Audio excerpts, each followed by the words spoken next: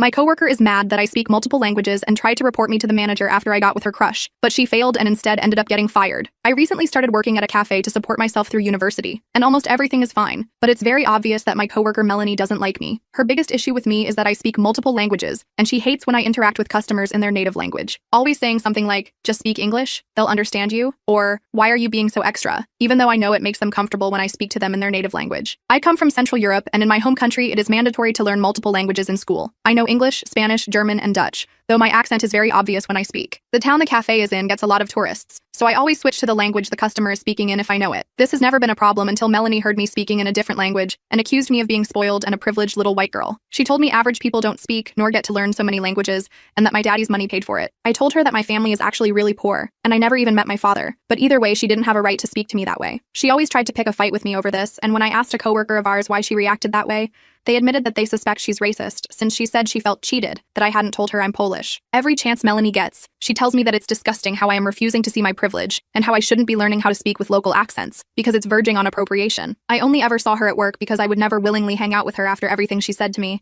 but one night I was invited to go out with my coworkers, and I didn't realize that Melanie had also been invited. I tried my best to avoid her and just stuck next to Mark, one of my coworkers that I have a crush on. We were basically with each other all night and barely interacted with the rest of the group. Mark also speaks Spanish, and I caught myself throwing in random Spanish words in our conversation. We laughed about how I sounded like a TV character who would say, "Ay caramba," out of nowhere, and I felt like we were really bonding over this simple thing. Dare I say, he liked me back. It wasn't until days later that I found out Melanie also had a crush on Mark, which would explain her actions throughout the night. We started playing games at some point, and Melanie asked me about the languages I spoke. She pretended to be impressed when I told her and pulled out Google Translate of all things to ask me questions in the languages I mentioned. I answered every single one, and when she switched to Spanish, I saw a light bulb flicker in her head.